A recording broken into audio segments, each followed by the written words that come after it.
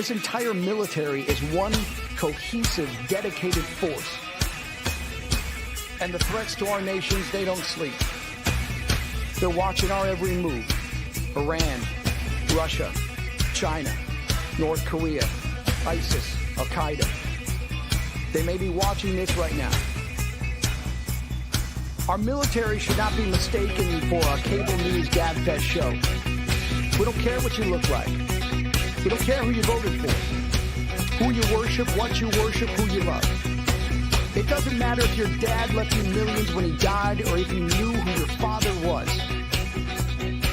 We have been honed into a machine of lethal moving parts that you would be wise to avoid if you know what's good for you. We will not be intimidated. We will not back down. We've seen war. We don't want war. But if you want war with the United States of America, there's one thing I can promise you, so help me God. Someone else will raise your sons and daughters.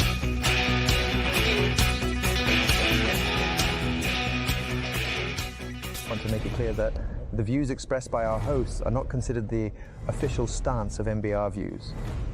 Remember, this is all about having fun and enjoying the ride. Find us on the web at mbradio.us.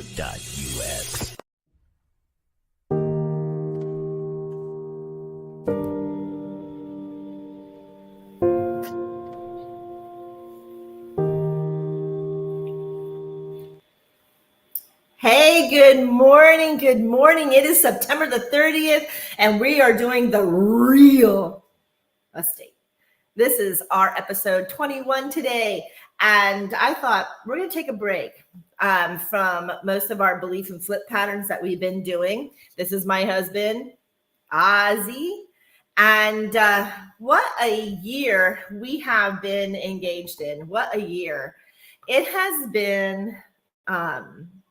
We came home last year this time, and when we did, we were decided that it is time. It was time to be with my mom. It was time to leave Miami. There was a lot of different, it's time, right?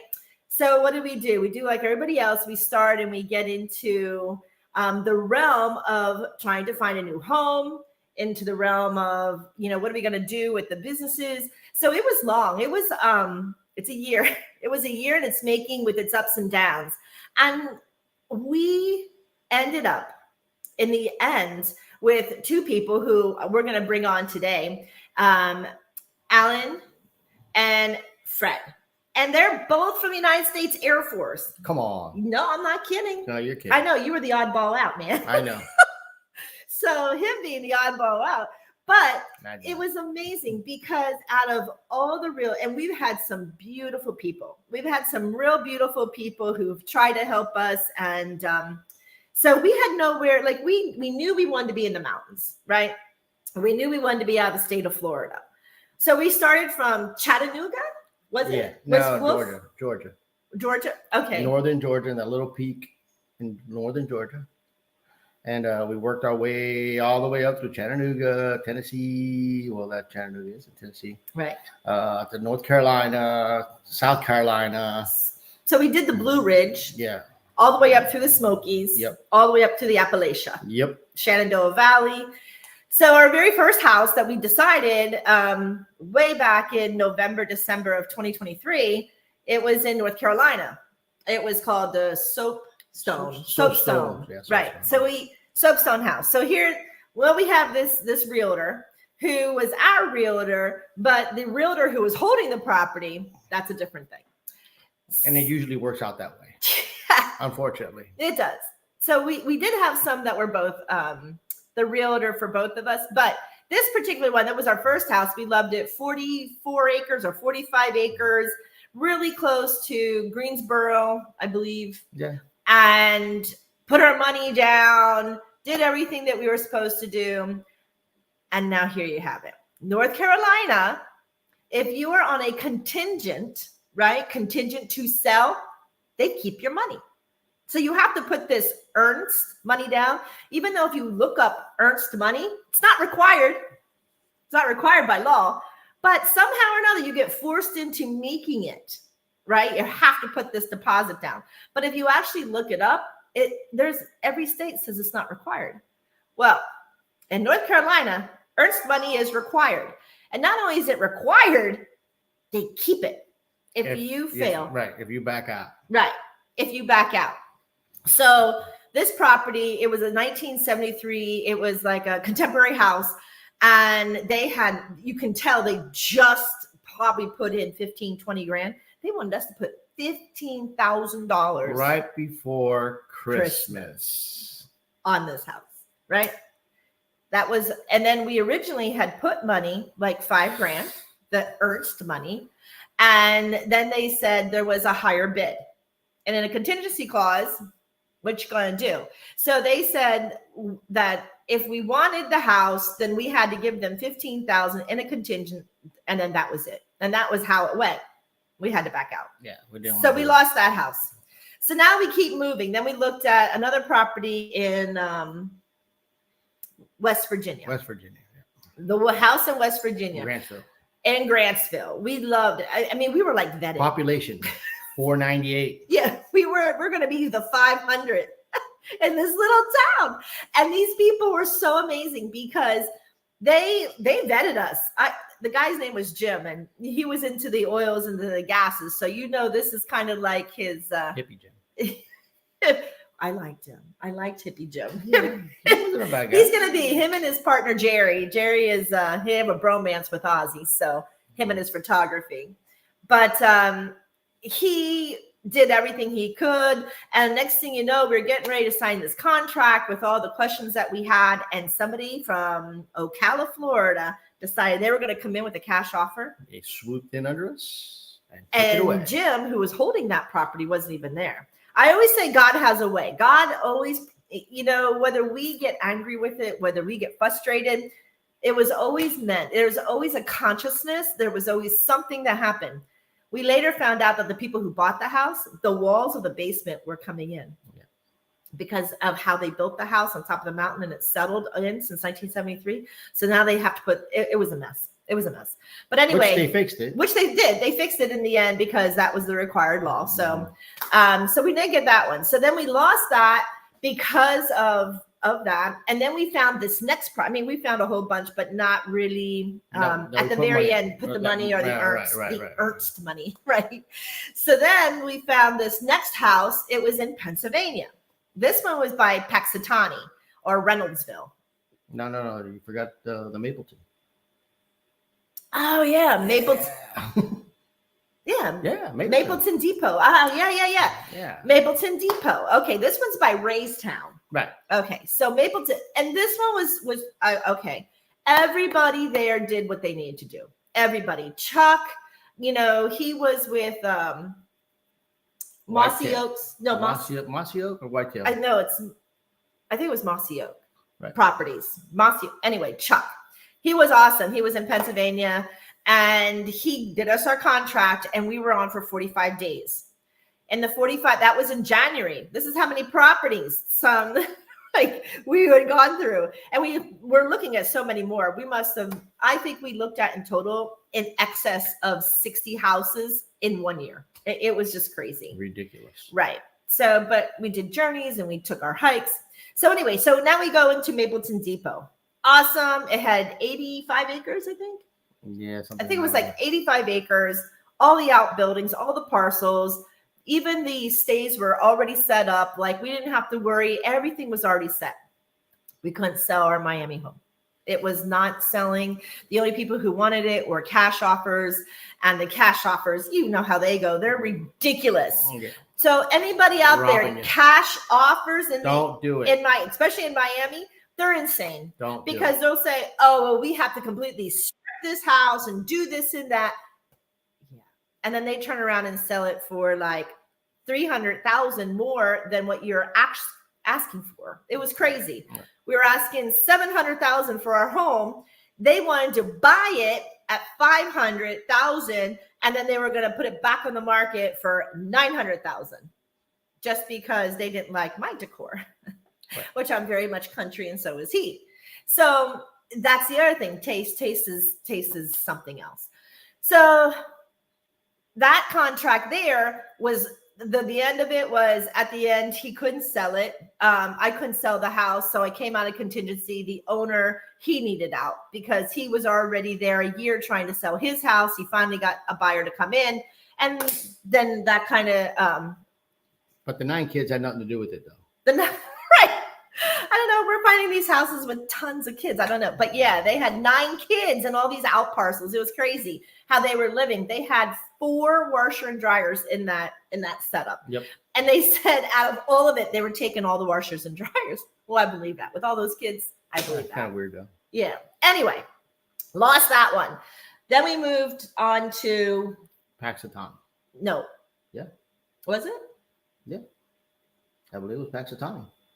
Okay. So then we went to Paxatani. Paxatani. Yeah. Paxatani. Woo. That's Reynoldsville property. That was another Pennsylvania property. This guy. So what was the company's name? I can't remember. Some really high-end sounding Gucci. Oh, I can't remember anyhow, this was sad. This was really sad. So we did a visual, 2 of them, online Zooms, right? Because now we're running out of time. And we had somebody very interested in our property in Miami. So now we are moving. We're moving and grooving because we're like, we have to figure this out because these people are going to buy this house. And so we don't have a place to go. So in the meantime, we are putting bids in. We're asking the questions that we figured that we have to go through. And this guy, he is an ex-state trooper. The realtor became this ex-state trooper. And the guy who owns the house was another trooper who retired earlier than him. 2 state troopers. So. And we're with the blue, just to let you know. Yeah. Not with those blue, but we're with the blue. Yeah, we are. We do love them, but we know that in everything in life, right, you have a positive and a negative. And sometimes people just aren't who they're supposed to be and do what they're supposed to do. So this guy, he decides that he's going to talk to us. I asked him for a contract a week. Yeah, go ahead. Okay. You're right. I'm sorry for interrupting. No, it's okay. A week prior to all like Ozzie going, a week prior, I asked him for a contract. He him-hauled. And hey, Ann, sweetheart, my gosh, poor Cedar Key, you guys down there, we love you, Annie. Yep. So they just, that's some of the people in the panhandle of Florida that Hurricane Helena was not nice to some of our friends and family who are there all the way up the coast. So going back to this house, we ended up with a contract a week after, like a whole week. And he goes, well, I'm going to the hunting cabin on Friday, maybe by Sunday.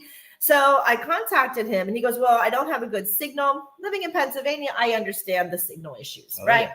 It's bad. Mm-hmm. However, no contract. And he's the single, like he holds the house. He holds everything. He says to us on Friday, listen, the owner isn't really happy with okay, now I got to back you up a little bit. Okay. All right, we did a red eye from Miami. He said he didn't want to sell the house without us seeing it. Oh, okay. Right. He didn't want us to see it. Okay, right. Okay, got you. He wanted us to go. And I said, listen here.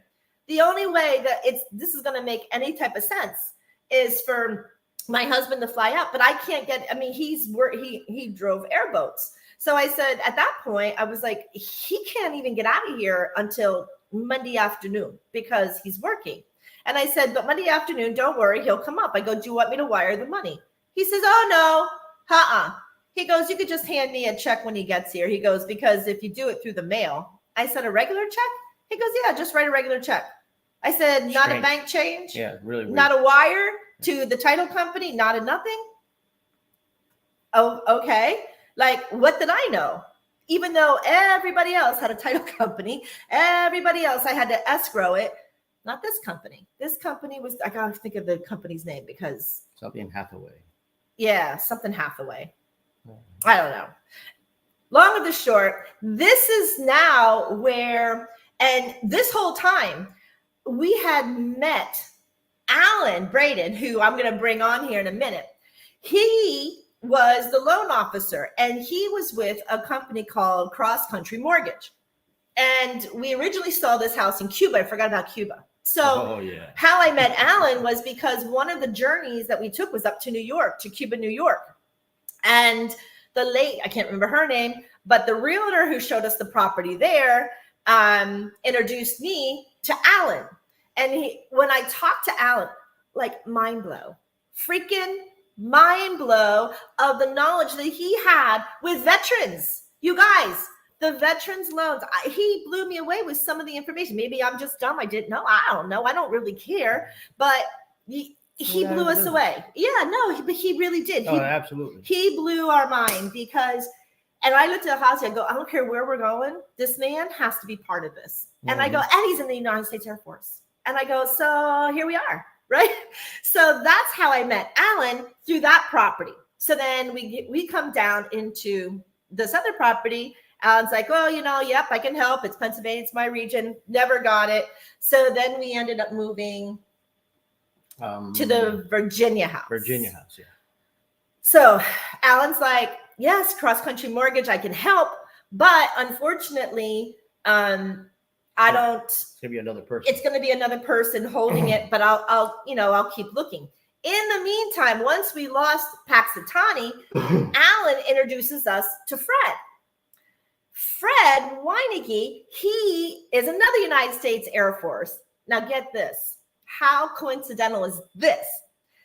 Fred lived only 40 minutes from my hometown. He went into the United States Air Force the same time that I was there at Lackland, the same freaking time. Coincidence? I think not. So now I got 2 United States Air Force people. He's feeling like lone wolf out, right? No, I'm not. I'm only kidding. So at that point, and this beautiful man, Fred, who Alan introduces me to, let me tell you, you want a realtor who's going to realtor for you? He drove at different points. And what his logic was so brilliant. I'm not going to get into it. I'm going to let him tell you how he did. But I told him, this is what we're looking for. This is what we're trying to do in the long run. This is, what we have going on in Miami. This is what's going to happen. Fred goes, not a problem. So he went and he started looking at these beautiful farms that were no longer listed in hopes that one of them would come through. The one farm that we were looking at, he went to see. And when he went to see it, it's a whole other house. He's like, it's the address. I don't even understand. Completely and I was like, yeah. And then the money, you should have saw the money was like $500,000-$600,000 more than what it was just by completely refurbishing. But anyway, that one didn't work. But Fred never gave up on us, right? Never gave up. Here we go. Now we're at crunch time. So now we have no house, and my house, or our house in Miami, is under contract, and it is closing July 31st. Closing. This is now June. June 20th. June. Yeah, something like that. Yeah, late June. It was somewhere between the 20th and the end of June. This is now where we are like, we gotta find a house. We really got to find a house. Finish packing. So we contacted, the realtors from New York. I put on all the realtors high alert. This is what we're going to do. So of course, now we're making runs up to see different houses, different things. We have Jim and Jerry, the bromancers with Ozzie. They're looking all in West Virginia. Then we got our other friend in Virginia. She is now on deck, Tammy. And then we have other people in North Carolina looking, South Carolina. We had Pennsylvania with Fred going on. And on the east side of Pennsylvania, we had Lisa Depew, who she's a beautiful one too. She's a beautiful realtor. So now we go and we look at these houses. Ozzie said, let's go back to the Virginia house. And I go, okay. I go, do you really think we can handle all that property? It was 98 acres. 98 acres? Up and down a mountaintop, had a beautiful 200-foot drop cave. It had rappelling down into the water. We even owned a side of the water to the other side of the, I mean, it was just a beautiful property. We are absolutely ecstatic. We were thinking about the Quonsets we were doing. So I called all the realtors. I said, okay, stop. I said, Tammy Powell, I said, found us this property. We were set to close in the Virginia property. What was the name? The 28th of August. No, 18th. 18th. Yeah, I'm positive. 18th of August. Now we have the property. We have our home. Our house is selling. We asked for a 15-day extension, right, just because we didn't have a home, and then it would have all worked out perfect, right? If we would have gone that route. Right, but what's perfect, right? Nothing What in life is really perfect, right? So here we are, and now we are in Virginia. Tammy is like hightailing as fast as she can, knowing that the property is already sold and we're just waiting on closing. Everything was checking out. She's motoring. She is just doing her thing, and she is now both. She's on both sides for us. We get to, no lie, we get to the 30th of July. We get a phone call from Tammy. And she asked us to sit down. She asked us if she could go on video first. She goes, yes, can we please go on video? I said, sure. Now we have already arranged $20,000 with the good Greeks to move our shit. We've already then we had 2 other trucks. Our friend had already paid to come down and with this flights to move everything. She tells us the owner's backing out of the contract. Last minute. The last minute. And now my heart, like Ozzie was furious. Ozzie had to walk out. But my heart, because of the story that they gave, and I'm not going to go there, but good morning, Mr. Brown. Nice to see you, sweetheart. We miss you. I hope you fared with that weather. So now we are like, Tammy, she's like, well, you have a right. Any contract, if you're in it legally with real estate, they have a right to back out, but we have the right to sue. And which basically we could have taken their house if we really wanted to. Yeah. We could have had the house, but because of his circumstance, he was in a wheelchair and he lost up to his legs, and his health was really bad, and I could not. My heart, because it had the same energy that happened with me within my own family, what his family did, I couldn't do it. I go, Ozzie, think about the parallels. Think about how this energy, I feel so sorry for him, but he has to pay for the difference. Long of the, they did the contract. Now I put every single state back to work. Poor Fred and Alan. Alan's like, MJ, I'm keeping you in it. I'm just keeping you in underwriting. He goes, because it'll be easier wherever we have to switch to. So now poor Alan went from Virginia to Pennsylvania to now. No, we stayed in Pennsylvania. No. But I mean, he'll tell you, because Alan, poor Alan, he was like, I have to give you to this guy because I don't do this one. I have to give you to this guy. Then we even had a guy in West Virginia. Here's the worst one, because we're almost here and we've got to go to break, and then we'll get the guys on. So the people who then we asked, right? We found 2 other houses in West Virginia. This one's sad. They wouldn't give it to they would not do a VA loan, and they would not do a FHA loan. They said no. I go, what's wrong with the house? Nothing. I go, no, seriously, what's wrong with the house? Nothing. Then why wouldn't you accept this? Well, there's a lot more things that have to be done. And I go, but if they're going to pass, what's the difference? And I have to pay for it anyway, right?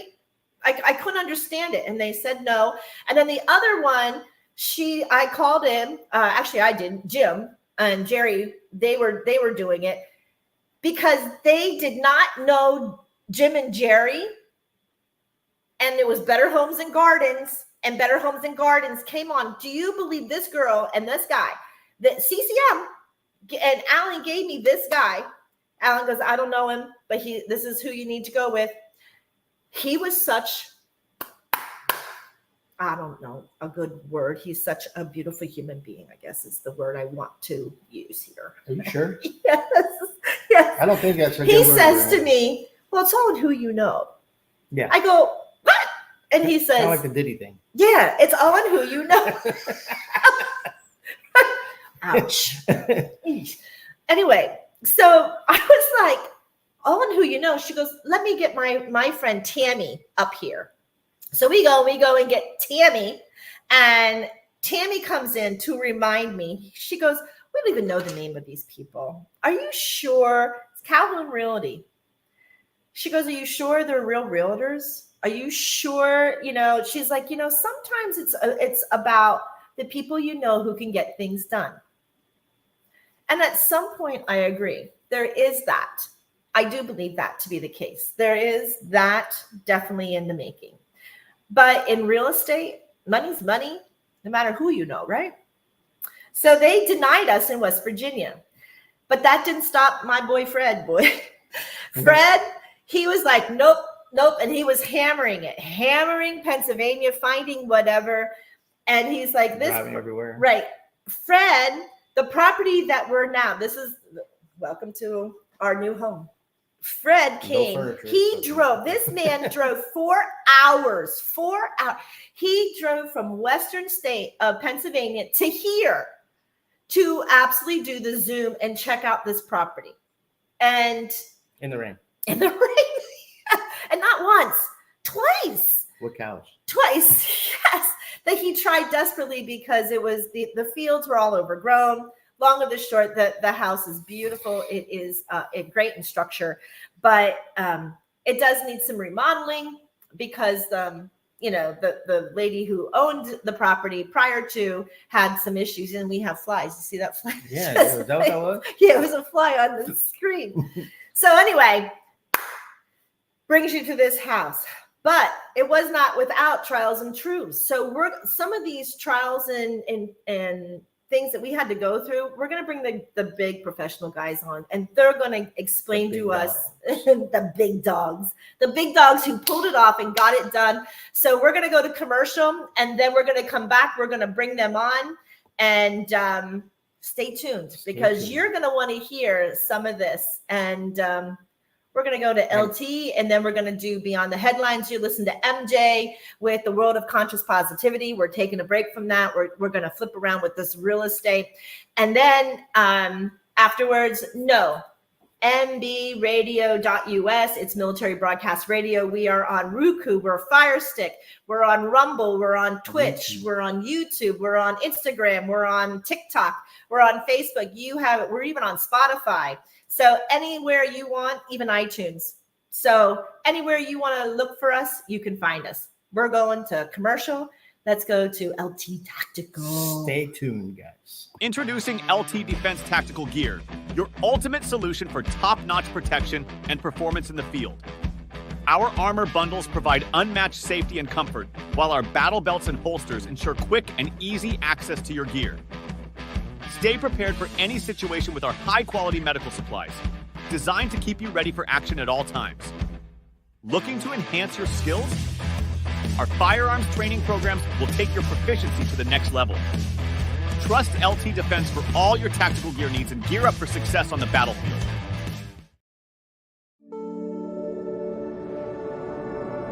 This cave is a one-stop shop to heal whatever ails you.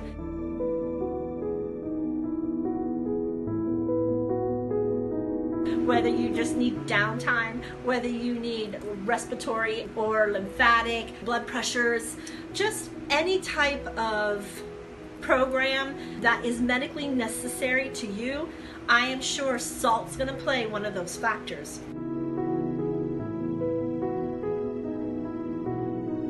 I mean, we use saline for our eyes, we use salt water for our ears, we gargle with salt water for when we have sore throats, and we're even putting salt water spray, nasal sprays by our doctors up our nose.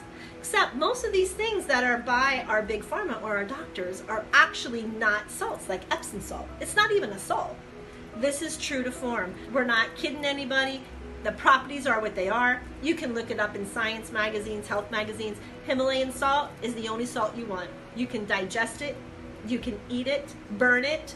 You can lay in it like tub baths. You can use the actual steams with all the minerals so that you can actually put those minerals back in our skin and our face over hot steamy water. Salt, when you put the light on, sometimes they sweat and sometimes they water. Oh my gosh, my rock is leaking water. And that is the most perfect rock. I always tell everybody, I want that rock back. Because 1 out of every 100 rocks might sweat. And that's, it doesn't mean it's bad or good. It just means it's that much better. It's just that much better, right? Because we don't do negatives here. We do anything that's positive, that's what we do. Except our ions, we have to keep our ions negative. Why? Because the negative ion in the density of the salt creates our body to be a higher in pH balance, right? So that's the goal. Our goal is to raise our body in pH, lower the acidity level, because then we all become healthy. Healthy like weight, healthy like bacteria, viruses, fungus. None of them can penetrate. So that's the cool thing about our salt. So why not take a seat and get every amount of healing that your body can actually have for 1 hour in the salt cave. Let's get healthy together.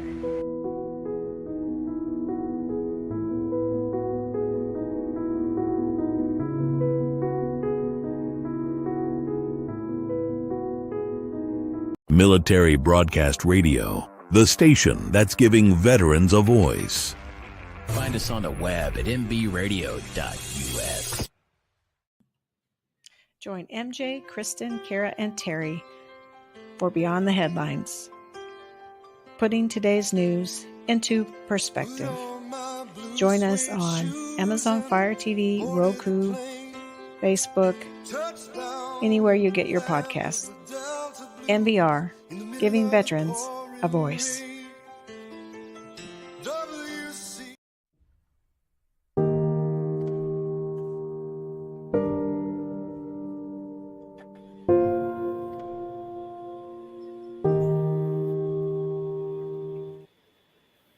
Okay, here we are. We're back. First one we're going to bring up is Alan. This is Alan Braden. Give us 1 second. Hey. There he is. Hey, buddy. How are you? I shaved. Well, look at that. You're looking pretty good. How was that marathon you did? It's Sunday. I'll be heading back down to Corning, your neck of the woods. Whoa. Hey, thanks for this beautiful house. Yeah, you're welcome. You're welcome. Phenomenal job. No, I've been tired. So running a lot makes me tired. So because I'm not a spring chicken. Okay, give me that fingernail. We'll get you some energy boosting going on, okay? Give you all 10 or 20. So you have been with us since Cuba. Have you seen such a disaster that we have gone through? I mean, honestly, are we just kind of talking without the realm here? No, I mean, there's challenges. You know, yours was a little unique just because there was a few things that we won't get into, you know, that kind of happened behind scenes, which made it a little bit more challenging for you, which is why you started with one company. And then I left that company and I went to this company, Movement Mortgage, and then you came with me and we got you 7 days. You freaking closed in 7 days. Yeah, even the agents were, you know, I know Fred's on the other side of this, but even the other agents said, you know, we don't think this will happen in 7 days. I said, well, maybe not, but it did. That's all that matters. Yeah, it did. Good morning, Jose. Thanks for coming in. So with what you do with these loans, I mean, you're a loan processor, right? A loan officer. Yeah, an originator. Yeah. Okay, so give us a little scoop about where you were, how you got into this, and what makes people need to come to you. I can tell you because I closed this. Yeah, no. So, you know, I enlisted a long time ago, just like a lot of people do who are searching for direction in their life. You know, I was a foster kid, and I always tell people, I'm not afraid to admit that. I was a foster kid who just needed some guidance, and after I graduated, I found myself at Lackland Air Force Base, you know, open general, because I didn't really give a shit what they had me do as long as I was doing something that wasn't in Detroit. And so I spent 20 years in the military. Sometimes. But I spent 20 years in the military and in the medical realm mostly. And when I left, I retired as an E8. And when I left, I didn't know what I was going to do, and I ended up at a bank. And I never thought I'd be at a bank, but the president, I'll never forget him. He was a veteran. His name was Sal, and he said, "I can teach you anything, but I can't teach good attitude and motivation. You got both of those." And I said, do. "Yeah," I said, "Sweet," and that's just kind of where the journey started. And I eventually evolved into mortgage lending about 6 years ago and started doing a lot of VA loans, and that's kind of how I ended up where I am today in this space. And I was with Cross Country Mortgage for a long time, and we moved across country, and I joined a new team. And sometimes things just don't align. That's all. And so I joined Movement Mortgage a month ago, and I love the culture and the teamwork and the feeling and just being part of something. Because when you're in the military, you're part of something, and and sometimes when you join certain teams, you're just not part of something. So I like Movement. They're good people, and I have a lot of friends who work here. And it's a national lender. I mean, they're the fifth or sixth largest lender in the country. So it's not like some little small bank on Main Street. It's a big company. So right. So where did how much schooling did you have to do? I mean, you knew so much in detail that no other loan officer told us about the VA, and we didn't have to have the cash, and we could take the cash with the equity. I mean, that was brilliant. I've never heard that. And obviously being VA loans, since I came out of the military with the houses that I did have, nobody has ever explained that. Can you explain that to some of these veterans? Yeah. So one of the things so you don't need an education to be a loan officer, right? There's you just have to be licensed. So, but that has nothing to do with VA loans, nothing. When I got into this space, I joined a team that was focused on VA loans, like a lady named Brooke Villano, who's on TikTok all over. She calls herself the VA loan bish, but she's great. But so does she smell like fish? No, bish, like with a B. Oh, instead of VA loan bitch, she's VA loan bish. Right field, man. But that team taught me a lot about VA. Then I kind of got into VA, and in the VA, there's a thing called a handbook, and every chapter talks about these things. But the problem in the VA space is everybody's stuck on shit that doesn't exist. They're all stuck on things that don't exist. Like your realtors in whatever state you mentioned, oh, we're not going to take a VA loan. Why? Oh, there's all these costs. Okay, name one. And they can't. They can't. But it's just something that they heard. Oh, I heard this 30 years ago. Well, I heard I heard this about this. So it doesn't mean it's true, but a lot of people just get stuck on it. So what you have to do, what I have to do, and Fred, who's on the other end of this, we have to continuously educate. Because there's people who will tell you that you can't buy the house that you just bought because it has more than 5 acres. There's this myth out there that you can't buy a house of more than 5 acres. And the VA handbook actually has a section about you can buy a working farm. I did a 1,000-acre farm in South Dakota that everybody said you can't do. And I'm like, well, it's in the VA handbook. Why can't I do it? So it just, you get into that, but it's just really about reading and educating and not just assuming and making, because assumptions are like assholes. Everybody has one. And there's just a lot of assholes in the real estate space who just assume. And it's just wrong. And that's a demon that I fight every day as a lender. True story. I moved to Buffalo last year from Colorado, moved to Buffalo, show up. I'm trying to help two surgeons buy a house, $1.2 million home in Buffalo. Everybody says, oh, you can't do a jumbo VA loan. I go, why? I go, I've done them. I've done $5 million VA loans before. Oh, well, that's just what we heard. And I go, well, it's wrong. And then the guy didn't want to put any money down. And they're like, well, he doesn't have any skin in the game. And I said, well, him and his wife have been to Afghanistan 7 times. And, oh, by the way, they make $1.5 million a year. Oh, my gosh. They just want to use their VA loan. It was like a week process. to talk somebody into letting somebody use a benefit they earned to buy a $1.5 million home, or 1.2 or whatever it was. But it's just mind-numbing. Wow. Yeah, but that's just the stuff you do. Okay, so a couple questions we have versus loans that we went through. So in underwriting, so you get people, and then we have to go through underwriting process. Why in underwriting, if they ask you for something and they don't like, or why do they like dig and dig and dig until it's like they're asking for your daughter's, your firstborn's bloodline? Like, is that normal, or is that just a problem with the underwriter? Excessive.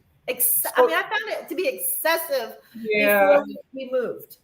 Oh, here's the challenge that you face. So I'm going to pick on VA loans specific. So the VA authorizes lenders to do VA loans, right? They basically say, dear lender, we will guarantee 25% of whatever loan you do, just as long as you conform to the guidelines. Okay. Now, the VA, for all the military folks on here, all regulations mostly say should, right? You should wear. You're shoulding all over yourself, because we don't use the word you should iron your uniform, right? Some people say, well, I don't have to. Correct, you don't have to. But if your mom and daddy say you should do something, what do, right? So underwriters are kind of the gatekeeper, and everybody, when you put that word should in there, some people go further down the rabbit hole than others. Some underwriters are known as conservative, some are known as liberal.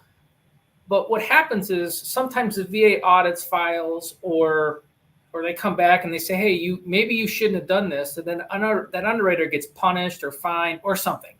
Like there's a consequence. So sometimes you'll have a file where an underwriter will they'll just go down the whole. We're not going to get into the specifics on you, but like that underwriter was, they were not going to stop driving down that street. They just weren't. And that's what caused some of the problems. Then when we flip gears, you get another underwriter who just views the same guideline differently and just says, hey, this is the minimum requirements. This is all I want. That's the easiest way I can explain it. Yeah. It's challenging. It is. It can be challenging, especially for a guy like me who's out saying, hey, we can do this.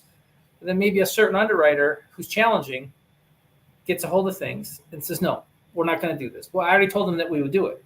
So it does get a little challenging. Yeah. The other question about that whole gamut that we were doing, they had, especially, I don't know why they do it, but military coming from intel and coming from comm units, right? One of the worst things in the world you want to do is give your information to anybody overseas.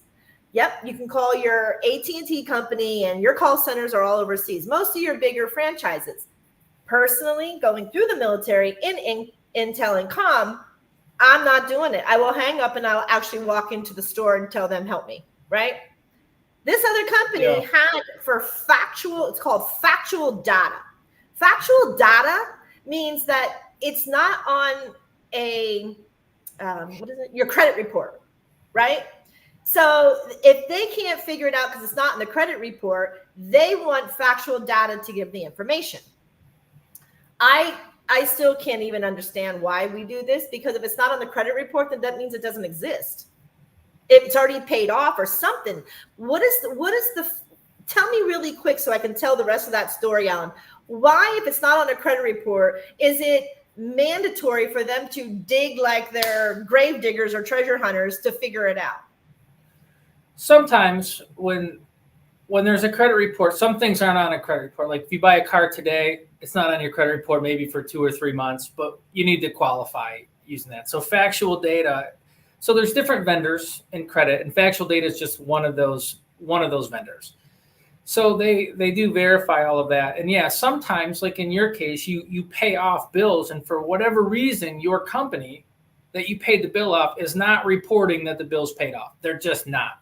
So you paid off some bills, if I remember it, like in June, but come September, it's still showing as a payment, and we don't want to count it as a payment.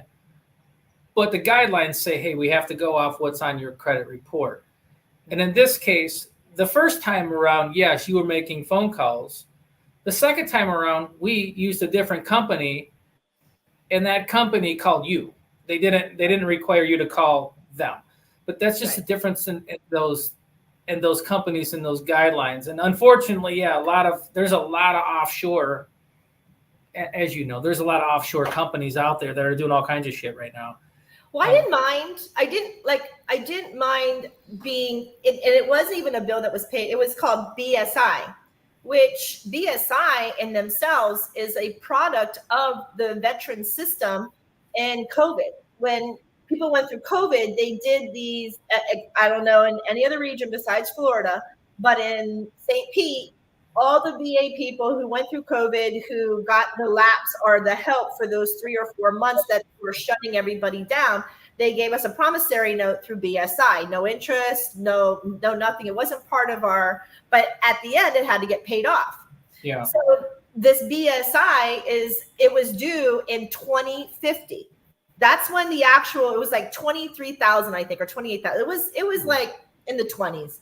But the deal is that when you pay off your loan, you make one payment, whatever it is, to that promissory note, that BSI, and then you're done with it. And that was the way the VA handled it, which was honorable. I mean, because we didn't shut ourselves down, the government did. So I really appreciate it. But this was the issue, the BSI, because it wasn't on, and BSI said, and a promissory note's not going to be there, especially not due until 2050. You owe nothing. And that's why it wasn't on the credit report, which was baffling to them. But getting back to this factual data, the company is in Pittsburgh. However, they don't work out of Pittsburgh. They work, all these call centers are doing it. And they wanted my full Social Security, my birth date, my mother's maiden name. That is 3 pieces of information that you never give out. You never give out. Why was this happening? And then you put me, this factual data put me in Guatemala. Then they put me in the Philippines, all over the same thing. I was so angry with that. That was one of the things that I still am like, I'm scared because of such hacking and such miserableness within the United States that it's happening now. Why would you do that? Like, why would factual data do that? Why would a company with the VA do that? Why not within the United States to give that type of information? Yeah, that's when I can't answer the factual data. That's all above my pay grade. But your pay grade. Yeah, that's way above. So, anyways, but yeah, that must be like a GS20. I don't know. Yeah, that's kind of how it all works as far as the credit and for anybody listening, kind of like when they are validating some things. And what you talked about, it was called forbearance, and it was normal for that to happen. Them tack on at the end, and on FHA loans, they modified loans and went out to 40 years sometimes. But yeah, that was definitely a unique time with COVID. Right. So we're going to have to go to break, and then we go to break. We're going to bring Fred on, who you introduced us to, but give us your information. So if people want, they can go ahead and they can get in touch with you and tell us the states that you can actually help them in their loans that you are qualified in. Yeah, so I'm Al Bradham in Buffalo. Phone number is 716-392-4446. And I'm personally licensed in California, Colorado, Texas, Tennessee, Michigan, Pennsylvania, Ohio, New York, and Florida. Whoa. But kind of just like in your boat, if it's somebody else who needs help in another state and they want to work with a top 5 VA lender like Movement Mortgage, or Alan. I can certainly help. Find someone in a different state, for them. That's totally doable. But anyway, that's my contact info. All right. So there you have it. Alan Braden, he is now with Movement Mortgage. We're going to go ahead and we're going to post up some of his information. We're going to take a break. You're listening to Military Broadcast Radio on every social media platform you can listen to our podcasting formats. My name is MJ. This is my husband, Ozzie. We're talking about real estate. getting into this beautiful home. It's not quite put together, but hey, we're here and we're doing it. And when we come back, we're going to bring on Fred. Alan introduced us to Fred, and man, he's another one that if you're in the area, he's going to help you. So stay tuned, folks. We'll be right back. Well, I've never been to Spain, but I kinda like the music. See, the ladies are insane there, and they sure know how to use it. They don't abuse it, never gonna lose it. I can't refuse it. Well, I've never been to England, but I kinda like the Beatles. Ooh, I headed for Las Vegas, only made it out to Needles. Can you feel it? Must be near it. Feels so good, feels so good. Well, I've never been to heaven, but I've been to Oklahoma. Oh, they tell me I was born there, but I really don't remember. In Oklahoma, not Arizona. What does it matter? What does it matter?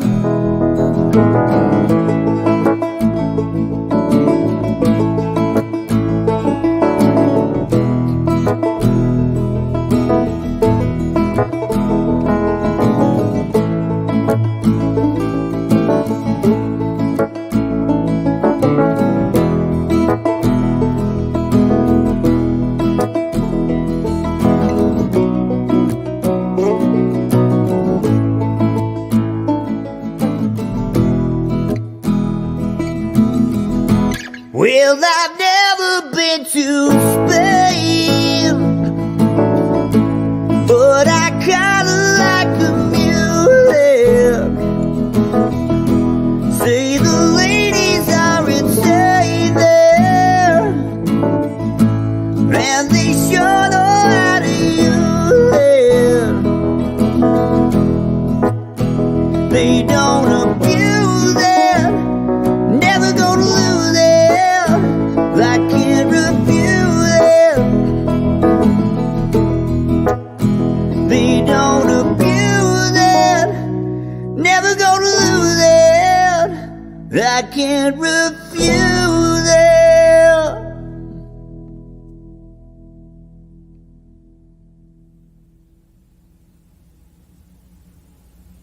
And I think that worked. That was good, man. Like that? That was a great take. Yes, that's fine. Military Broadcast Radio, the station that's giving veterans a voice. Find us on the web at mbradio.us. Opinions expressed in this program are those of the speakers and do not necessarily reflect the views or positions of any entities they represent. Find us on the web at mbradio.us. Hey, welcome back. We got our boy Fred on the line. Fredster. Here we go. Good morning, y'all. Good morning. Good morning. There you go. And then we have Alan, who's still with us. Alan is the one who introduced us to Fred. Fred is with Keller Williams Realty, and he's the one who was hoofing all over the central, western, northern, southern ports. How many houses did you look for us, Fred? Man, so I did a deep dive for y'all. So before we get too deep into things, I just take this opportunity. First of all, thank you for the opportunity to work with y'all. It was a pleasure. Really, really enjoyed getting to know y'all. It was awesome to work with Alan here. And I've got to stress, as you're sharing your story with your audience there, this is why you hire a real estate agent. So many people try and go it alone. And we have resources that y'all don't have. We have connections in communities throughout, our working areas. Like I cover all of Pennsylvania. And so, I can call my folks that on the east side of PA and central PA, southern PA, all over the place to get access to properties that you might not otherwise be aware of. So do the right thing, hire a real estate agent, especially with everything going on in this world. You need a licensed professional to help you through that home buying process. Amen. Amen. Thank you for being there for us. Absolutely. Yeah. So how did you meet Al, or how did Al meet you? How did that happen? Man, how did that happen? So Alan's an Air Force veteran. I'm an Air Force veteran. And I don't know, we connected somewhere along the line. And we never had, actually, until your closing, we hadn't had the opportunity to meet in person. But we talked on the phone. I get his weekly newsletter with some great information.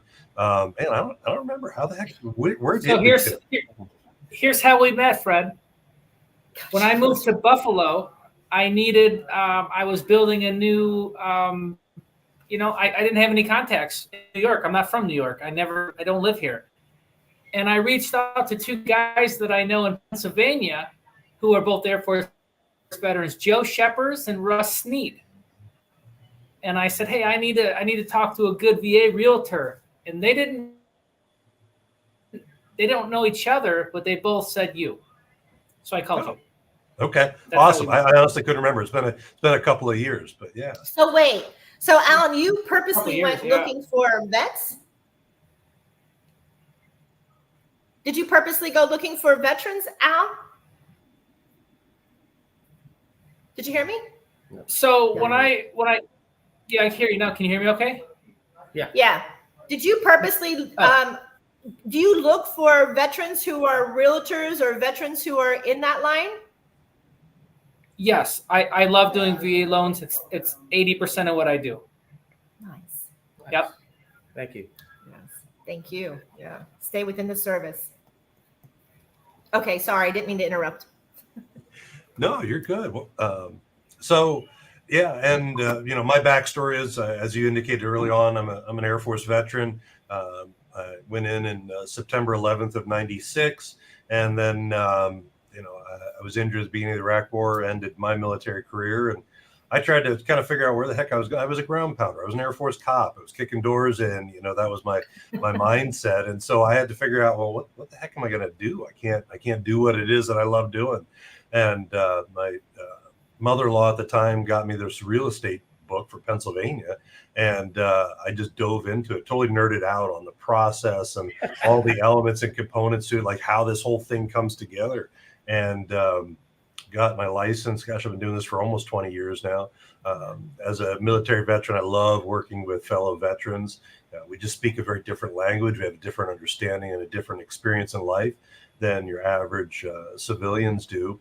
And, something Al said earlier that I want to hone in on is that there's a lot of misunderstandings around the VA loan and that process. And so you need to hire a VA specialist, a veteran that really focuses in on the mortgage application process like Al does. In fact, we had an incident at your closing. I don't know if you remember. I think it made the attorney a little unhappy, but even at the closing, he had a misunderstanding. He was explaining to you about, how a VA loan is assumable. And he said, I'm not a military veteran, and so I wouldn't be able to take over your loan. I wouldn't be able to assume it. Well, that's actually not true. VA loans are assumable by non-veterans. I just did a contract for clients of mine out in Albion, Pennsylvania. And here's the cool part about it. The veteran that had the property was having an awful time selling high-end property in a location that wasn't very desirable for most folks, but my clients wanted that location. And he had a very, very low interest rate. So my clients, non-veterans, both in law enforcement, I love my law enforcement folks, love my veteran folks, they were able to purchase a house that was almost $600,000. And because they got that lower interest rate, their payments were equivalent of like a $250,000 house. So there was a benefit to the veteran. He was able to sell his home, and it was a benefit to my clients. They were able to get this amazing house for a lot lower than they normally would have. And I'll do a dive into that. There are some challenges with that. Like, some of the veterans eligibility is tied up in that home, but there's ways of working around that. So yeah, there's a lot of misinformation out there. People, even other real estate agents have been in the business for as long as I've been in, or even longer, think that VA loans are challenging. Really challenging if you let them be challenging. There are standards for our VA loan, and those standards are in place to protect our veterans. We want to make sure that there are no safety issues with that property, so that our veterans can live in a safe home. And again, I love working with veterans. We're just different animals, and so we have a different perspective on life.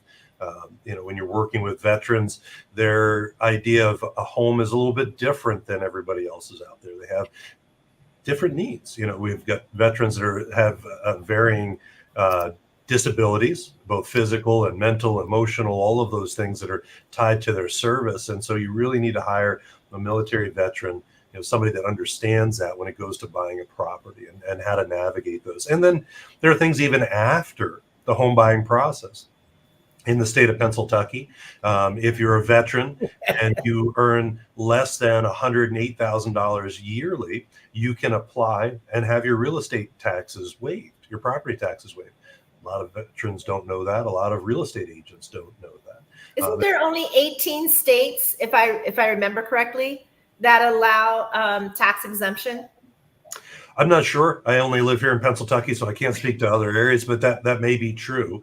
In fact, in the great state of Pennsylvania, we love our veterans. And recently a law was passed that your VA benefits, those entitlements that you're receiving every single month, no longer are calculated into that $108,000 figure. So it used to be that $108,000 was including your VA benefits. If you're 100% disabled, that puts you in at a monthly entitlement around $3,900, so just shy of, or just around $40,000 a year. Well, that's a lot of money, and so now that's not part of that figure in calculation. Nice. Well, that's a good thing, because even though we are either a disabled or we're a veteran of some sort of differentials, whatever, even battle, I know that when people go into tour, they have tour pay. So that's a relief. It is a relief that some people, you go in the military, and I don't think people understand the psyche of the mind to do that on the front line, or go to a tour and come back with scars. A lot of people don't see those hidden scars, and it's a challenge for a lot of people who, I call them the Templars, and I also call them the Archangels, because they always hold the sword, and they're always there to protect our freedom and our rights and balance that. And thank you, Alan and Fred, for being in the service and honoring. Our pleasure, and thank you to your service as well. Yeah. Don't want to underestimate or not highlight yours as well. You went through quite a few challenges yourself, so we owe all veterans a debt of gratitude that I don't know that we can ever really repay. Right. It's just a different way of thinking. It's a different mind source. It really is. And you come out and, you are very peaceful, and so is Alan. So you get this, you want to be angry, and you guys had a way of just calming the situation down. And as stressful as it was without a home and not knowing where the hell we're going to go, you guys did a beautiful job, and you are so intelligent of the facts in the area. And you're right, both. And Alan was right. Alan was right in the fact where he's like, get out of this. This is going to happen. And he knew that. And it put us, you and I, Fred, we're like, oh my God, we got to close. We got to close on the 23rd. Can you do it? And he's like, yeah, I've already gone straight up the line, and he did the work before we even said yes. Like, he already knew it. He knew what was going to happen. And you, Fred, you pumped that shit out at the end. You were like, give me a minute. Good stuff, man. Yeah, I got to give Al a lot of credit there. I got to be honest. I was a little skeptical he was going to get it done, and he did, which was awesome, because there's a lot of unknowns. There's a lot of components and things that are out of our control, and Al just crushed it on that VA loan. So that's awesome. You just said that. There's a lot of free will involved. There's a lot of unknown free will of others into getting into a home, or including the owner. The owner may not like you. the owner just may like, nope, I like somebody else. That's what happened to us in Paxitani up in Reynoldsville, right? The owner really thought that Ozzie, because Ozzie's the one who went up there, he really thought that, you know, he was like, I like it that you're a hunter. I like it, what you're going to be doing. I love this. I love this.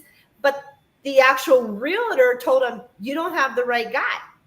Literally, that's what happened to us in Paxitani. It was kind of sad that way. Yeah. Why he held our money.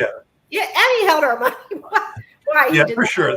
There's a lot of agents out there that like to interject their personal feelings into the real estate transaction, and that's just, they're doing their clients a disservice all the way around. Even the folks on the other end of the transaction that aren't their clients, you know, that they come from a place of ignorance. You know, they just don't know. There's a lot of misunderstandings about this process, and at the end of the day, you know, this is a product to thank our veterans and say thank you for your service. We're going to take it from here. We're going to make sure that we can get you into a home where you can feel safe and secure and get that respite that you desperately need. It's just an underutilized tool. And, you know, one thing I'll share with your audience too, that I learned, I knew that I could have more than one VA loan at a time. I had two at one point, and then Al came in and had the conversation about the entitlement. And I didn't realize that, you know, how that worked. Now, Al, you want to jump in and talk a little bit about the entitlement piece? Because I think that's a huge misunderstanding out there. Yeah, it comes up a lot. You can own 20 houses on a VA loan. Because it's all about entitlement. So the VA guarantees 25% of the county limit, right? That's what they do. So the county limits, as of most county limits, starting January, they've already been approved, are $800,000. So you literally have $200,000 in entitlement, which is a guaranteed amount. And yeah, you can just continue to buy and buy and buy. And the VA is really nice about turning a primary into an investment property when you depart as the veteran. And nobody knows that. Like, they all say, oh, you can't do that. But they say, oh, you can't buy in the same town. Why not? Why not? I'm a disabled veteran and I don't want to walk upstairs anymore because my knees hurt. You can move into another house. It's okay. But lenders and realtors tell people, no, you can't do this every day. That's exactly what I did. I turned my primary residence into an investment property and then bought another house. That's exactly what I did. Wow. That's an amazing thing. I didn't, because I was really under that I had to have one VA loan, one house. That was it. Nope. You and about 90 million other veterans. Wow. Yeah, that's a story that we're sharing through. I belong to Keller Williams Military, KW Military Community, and that's a message we're getting out there, teaching brand new, you know, E1, E2s. You know what? Your first duty station, go buy you a house. And then when you move to your next duty station, buy you another house. Everywhere you go, buy a house. And then when you get to the point where you're retiring, not only will you have your military retirement, you have a massive investment in real estate that's going to pay you dividends every single month, and then go enjoy your life. Isn't there a law with the VA that you can't use the VA loan for, like, if I wanted to use this loan for financial gains of business on my own property, is there something that is governing that I can't do that, such as like not a timeshare, what do they call those? Like a bed and breakfast or Airbnb. Airbnb. Thank you. Yeah, the VA is not a tool to make money. It's not an investment tool unless you're buying a multifamily. Then it is. If you're buying a 1 through 4 unit, but yeah, like the Airbnbs and stuff. Now, if you own the property, you own this one, and then you're like Fred said, hey, I'm moving. You know, I'm moving to wherever, Virginia. Yeah, you can keep that property and turn it into an Airbnb at that point. Nobody's going to care, because you're just going to do your Schedule E, your tax returns, whatever. But, you know, in order to buy, and that's what a lot of people do. I'm going to buy a property and turn it into an investment. And I'm like, legally, you're not. Like, and if, you know, you can't. That's not the intent of the VA. So let me get it straight. So buying a property, like we bought the farm. I'm just going to use us. And we have this property, it's our residence. Yep. But some of the property that we have on it, if we choose and we put up like a cottage or a wooden house, is that against code of the VA? No. And then we could Airbnb that particular house down there? you have to work with your county and how they do certain things, because the VA guaranteed your property, what you bought as your primary residence. So then if you do accessory dwelling units is what they're called, like that's all like conforming, but like nobody's going to go back and be like, hey, what did you do here? Yeah, because the VA guarantees that mortgage for you as your primary residence.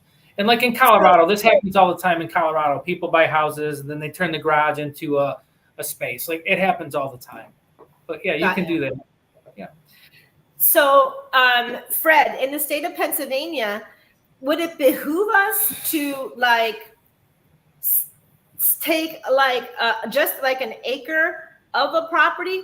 Would that work better in the realms of the state of Pennsylvania to do stuff like that? Especially because we are on a clean and green, right? If you don't know what that means, it means you're not allowed to. What did Fred say? You're not allowed to have an oil shop or a tire shop.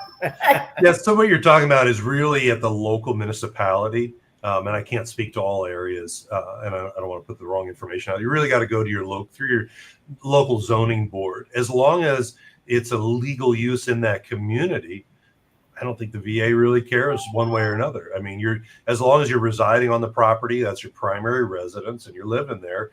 You got 100 acres, and you parcel off a chunk of it, for a business or something like that. I don't believe, and I lean in on Al on that one, I don't think that the VA cares. Nice. One of the things that Movement Mortgage did that, I had bought in a couple of houses now within the VA realm. And what I really enjoyed about that, Alan, is they're still sending. Are you setting up your house? And they give you a list of, your electric companies, your propane, your gas, your fuel.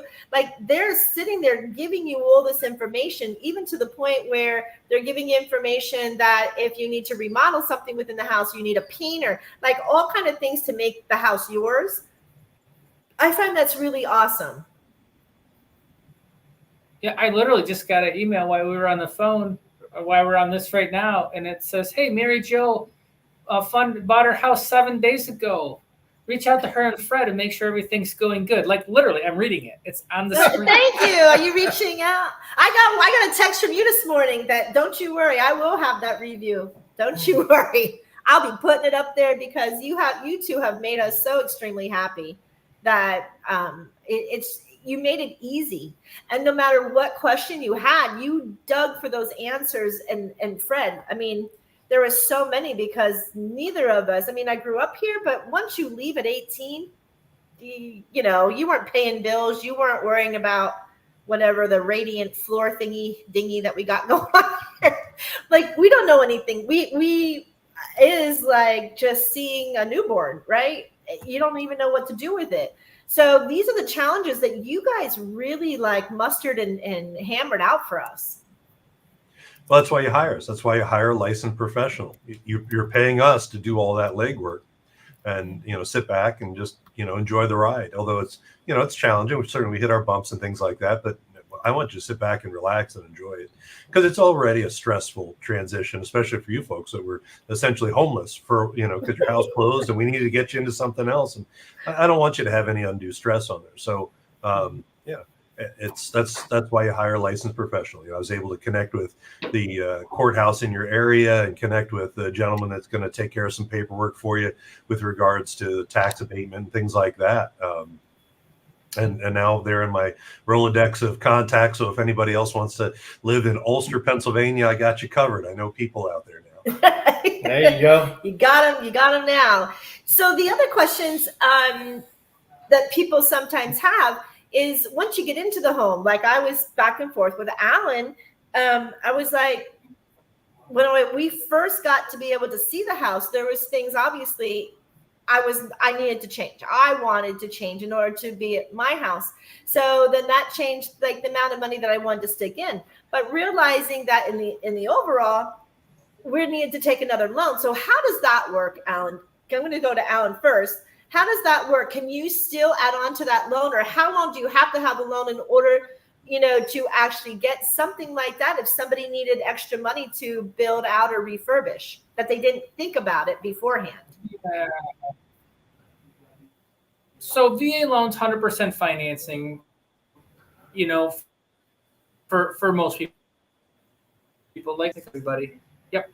We were able to modify your stuff on the fly. And that, you know, I always tell people, like, and like Fred mentioned earlier, that's one reason you hire and work with like local people who answer the phone, because some of the big regional people, or maybe a big company that has call centers, they can't do that like immediately, just flip a switch to change. But to answer your question, the VA has a renovation loan product. They do. And usually that's what you go in up front, and then, and I won't explain how it works here because that's a whole class in its own. But the VA allows you to spend unlimited amount of money to restore a house. You just can't put it in an in-ground swimming pool. Literally, that's about it. And that is all figured out up front. If you buy a home like you did and you move in and there's changes that want to be done, in order to make a change on a VA loan, you have to make 6 payments. That's the VA rule. So you can't refinance that property, do a cash out. You can't do anything until you make 6 payments. That's the VA's rule. But if you're at 100% financing, there's no equity. So it becomes very challenging to do those things. So those are where I actually tell people, like, run down and talk to your local community bank on your main street who wants to welcome you to the community and really wants you to open a checking or a savings account there, and ask them what they have for remodel loans or renovation loan or something, because they might have a product that will work for the veteran. There's actually a little bank down your neck of the woods who does VA loans for trailers, which are challenging, but they make it look like a VA loan, but it's not. But they say, hey, we don't want the veteran to not buy a trailer. So they make the loan exactly the same, but those are those little banks, and that's where if somebody needs money, they don't have any equity, they're going to have to explore something like that. They are. Yeah, that's nice. That's awesome. Yeah. And that's Chemung Trust, just so you know, if anyone cares.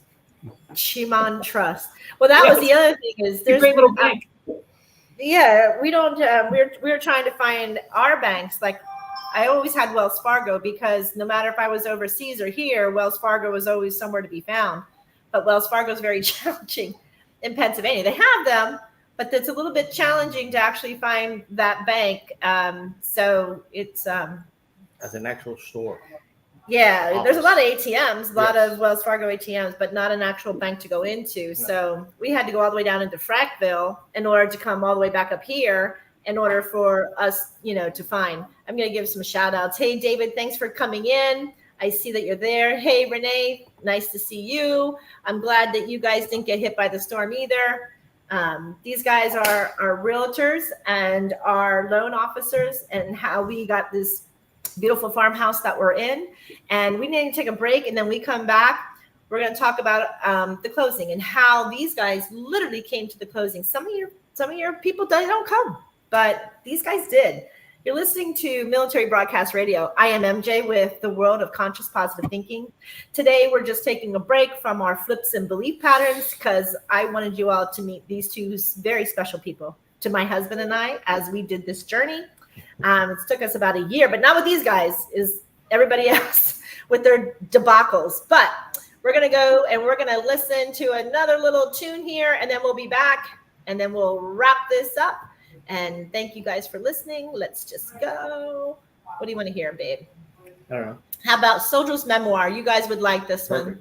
Mitch Rossell, he's one of my favorites. In fact, let me tell you, all the music you listen to, these are all veterans. They're hand songs by these veterans, or they'll do cover stories. But please honor them, because they are beautiful artisans, and they do talk about, in their own voice, what's going through, just like this one here called Mitch Rossell.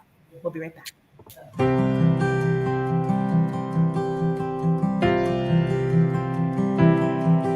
Been home about 6 months now, and I still have my doubts. Well, I'm not sure how I got here or how I'm gonna get out. Well, my mama says I look the same as I did before I left, but if she could see inside of me, it would scare her to death. I can still taste the powder from the barrel of my gun, and I can hear my sergeant screaming, "Run, soldier, run." And I can feel the backpack on my shoulders, God, and weighed a ton. And I see death in every single thought. Well, they taught me how to put that uniform on. I just can't get it off.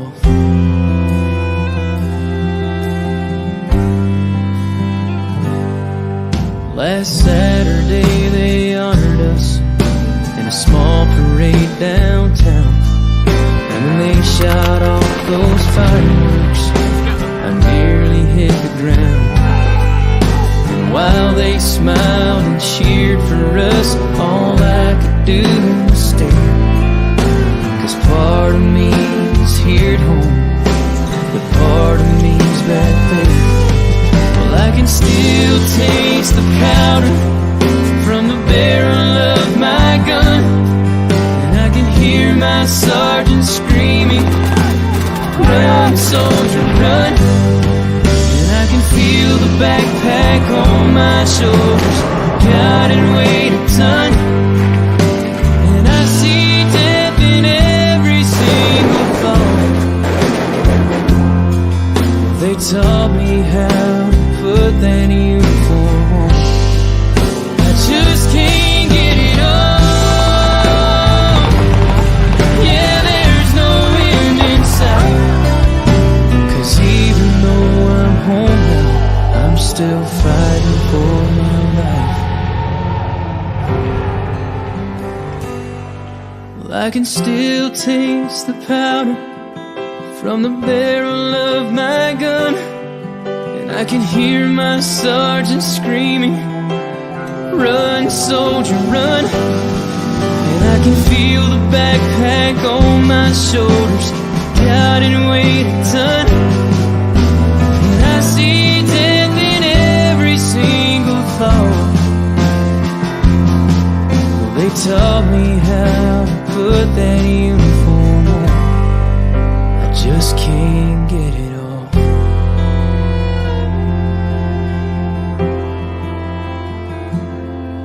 Well, the devil's won some battles, and he may win some more, but don't he know the American soldier will always win the war?